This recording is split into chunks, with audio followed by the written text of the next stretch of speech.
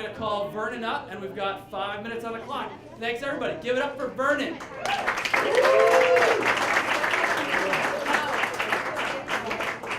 I was 19, naive, and away from home. A really dangerous combination. I was bounding up the stairs, 2, 3 steps at a time. She said some people get nervous, but I didn't think I was nervous. I didn't feel like I was nervous. I was going up the staircase, bounding, and she said, she told me, she said, you know, all you got to do is watch. And I'm thinking, wow, where can I go wrong, right?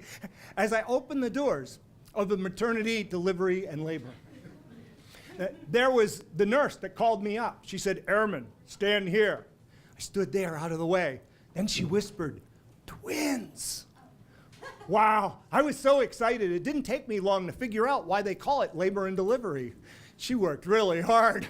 I mean, she worked really hard. Her husband was there with soothing voice and really encouraging her as she worked and worked and worked to have that baby. And he was soothed, and she worked and worked, and finally the baby was born. We were all so excited, the family was bonding, and we were all so happy for him, and all of a sudden I heard, oh shit! And he grabbed the scalpel of the doctor and he cut her open and looked and said, anesthetize her now. Then he scooped the baby up, handed it to the pediatrician, and said, medic, follow him.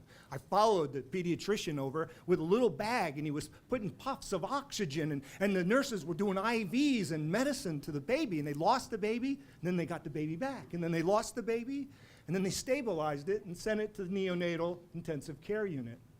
They sent sister and mom to maternity, and I went back downstairs to my unit. My nurse asked, how'd it go?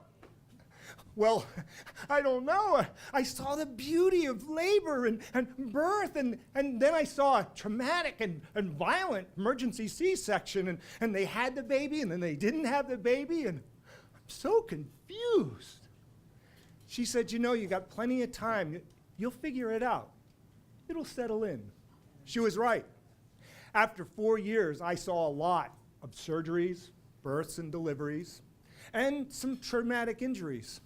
But there's nothing like that first time. Like the first time you fall in love. About 1.5 years after I got out of the service, it was my turn. My baby was going to be born soon. Well, you know, we didn't really want to know the sex, so we both decided to call the baby baby. And if the baby was a boy, it was going to be Corey. If the baby was a girl, it was going to be Shanna, after one of those romantic novels, you know? Don't get the novel. So anyway, we were really excited, and I talked to baby all the time. I told baby, I can't wait for your coming out party. And I told baby stories, and I read stories, and I made up stories to baby. And baby was getting closer and closer, and the day finally came. And we were in the labor room. And the doctor and the nurses, they were through the whole thing while she was having a really hard, tough labor. They kept saying, is it a Corey or is it a Shanna? Is it a Corey? Is it a Shanna? Is it a Corey? It's a Shanna! Oh, we were all so happy and rejoiced. And then my wife, she had been through such a hard labor. She was all blue and shaking. When the nurse said, would you like to hold Shanna? My wife said, no, I'm afraid I'd drop her. I'm really scared. And I spoke up. I said, I would love to hold Shanna. The nurse looked at me and she said, you've been talking to your baby during the pregnancy, haven't you? I said, yeah, I have. She said, we can tell which dads do that. The baby becomes really alert. The doctor looked at me and he said, congratulations. She must really like your story. You know what? She did. And I've been telling her stories ever since.